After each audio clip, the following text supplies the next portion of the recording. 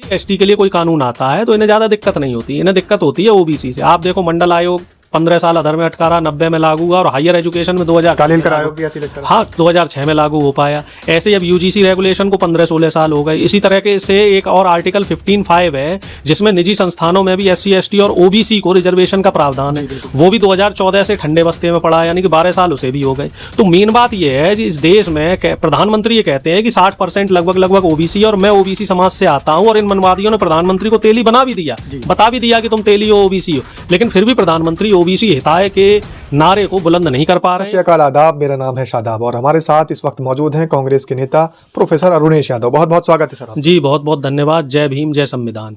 नेताजी, जिस तरीके से जेफरी एप्स्टीन का मामला जो है आया है, तब से यूजीसी का मामला बिल्कुल ठंडा पड़ चुका है, तो क्या यूजीसी की अब लोगों को जरूरत नहीं बची? नहीं, देखिए ऐसा है, यूजीसी का मामला नेशनल मीडिया में ठंडा है, लेकिन सोशल मीडिया पे पूरी गर्मी के साथ चल रहा है। मैं आपको बताऊं कैसे।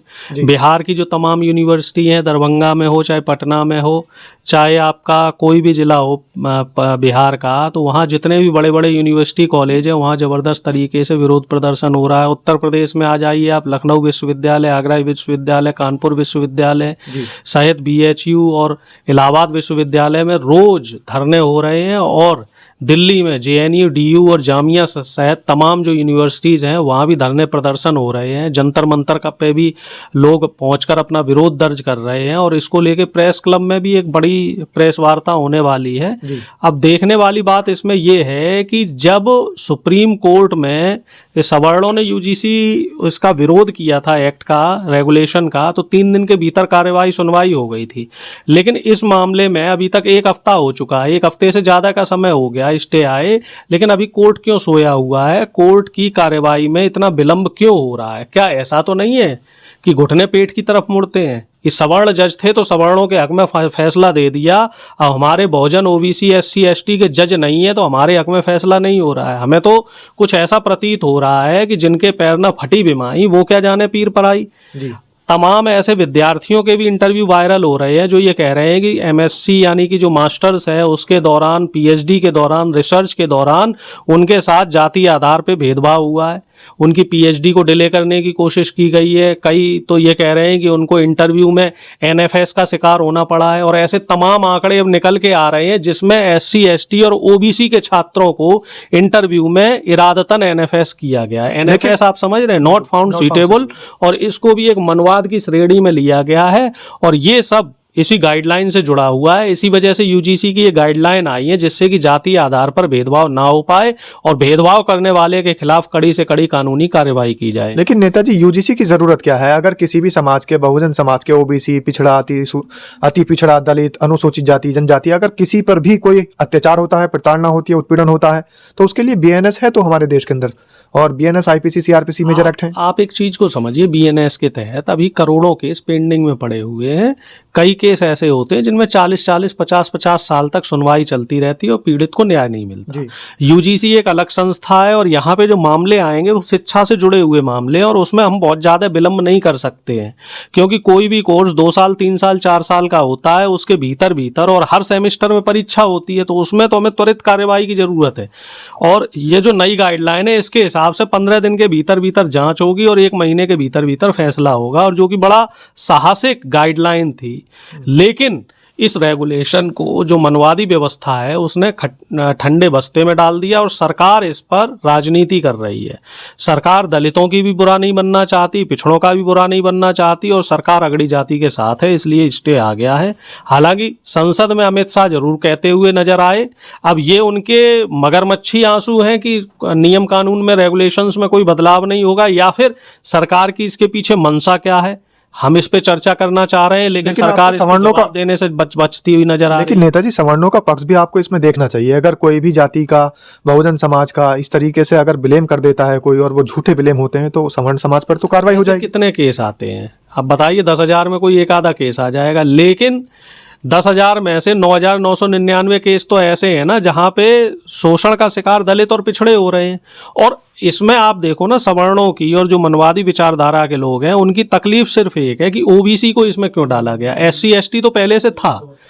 ये जो गाइडलाइन है ये 2002 में आई थी पहले, जिसको रिवाइज किया गया था 2012 में। उसमें 2012 में ओबीसी को भी डाल दिया और वो 12-13 साल से ठंडे बस्ते में थी ओबीसी की वजह SC ST के लिए तो पहले से भी है कानून। SC ST के लिए कोई कानून आता है तो इन्हें ज्यादा दिक्कत नहीं होती, इन्हें दिक्कत होती है ओबीसी से। आप देखो मंडल आयोग 15 साल अधर में अटका रहा, 90 में लागू हुआ, और हायर एजुकेशन में 2000 कालेलकर आयोग भी ऐसे लगता है। हाँ 2006 में लागू हो पाया।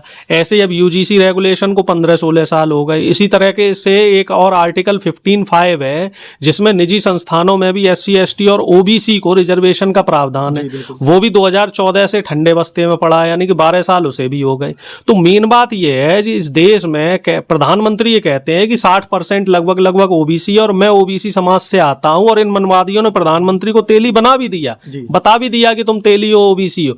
लेकिन फिर भी प्रधानमंत्री ओबीसी हिताय के नारे को बुलंद नहीं कर पा रहे हैं, ओबीसी के हित के लिए कोई काम नहीं कर पा रहे हैं। जहां भी ओबीसी को कोई हक हकूक देने की बात आती है, उनके फेवर में कोई काम करने की बात आती है, तो प्रधानमंत्री की कलम ठंडी हो जाती है, प्रधानमंत्री के जो इरादे हैं वो कच्चे हो जाते हैं, और कहीं ना कहीं सरकार भी इसमें दबाव में नजर आती है, कोर्ट भी इसमें दबाव में नजर आ जाता है। और तमाम जो बीजेपी के ओबीसी सांसद हैं, ओबीसी सांसद, देखिए इस रेगुलेशन के विरोध में जितने सवर्ण सांसद थे उन्होंने जो यूजीसी का रेगुलेशन है इसका सख्त विरोध किया था। लेकिन बीजेपी के जितने भी ओबीसी सांसद हैं इनके मुंह में दही जमा हुआ है, कोई खुल के बोल ही नहीं पा रहा है। तो आप अंदाजा लगा लो कि बीजेपी में जो पिछड़े और दलित सांसद हैं, विधायक हैं, नेता हैं, वो किस कदर आरएसएस के चंगुल में फंसे हुए हैं, मनवाद के चंगुल में फंसे। एक और इल्जाम लगता है ओबीसी के ऊपर कि वो ईडब्ल्यूएस की भी मुखालफत करते हैं।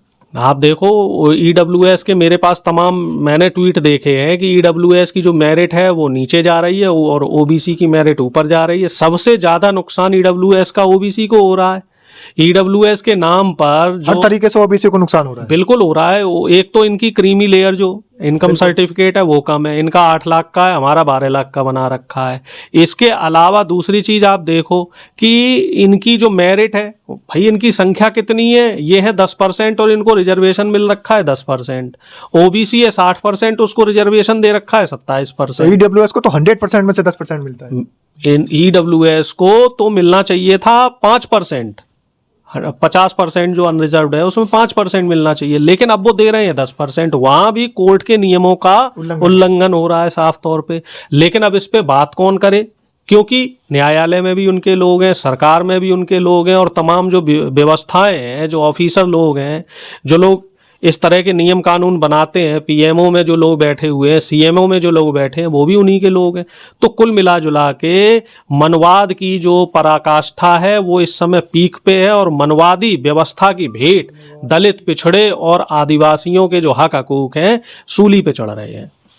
तो ओबीसी समाज के लिए पहले से भी बहुत सारे कानून बनाए गए हैं, मंडल आयोग का भी गठन हुआ था, लेकिन सही तरीके से क्रियान्वित नहीं हो पाता है। और साथ ही डॉक्टर राजेंद्र सच्चर या रंगनाथ मिश्रा आयोग की बात करें तो भी दलित और जो शोषित और पिछड़े, अति पिछड़े लोग हैं उनके उत्थान की बात उसमें की गई है, लेकिन सरकारें उस ओर ध्यान नहीं देती है। तो अरुणेश यादव की जो बात है वो ओबीसी समाज को लेकर के है। ओबीसी समाज का उत्थान होगा तो देश का उत्थान होगा, पिछड़े वर्ग का उत्थान होगा तो देश का उत्थान होगा। इनकी बातों से आपकी सहमति क्या है, आपकी राय क्या है, कमेंट के माध्यम से जरूर बताइएगा। बहुत बहुत धन्यवाद सर। जी शुक्रिया, नमस्कार।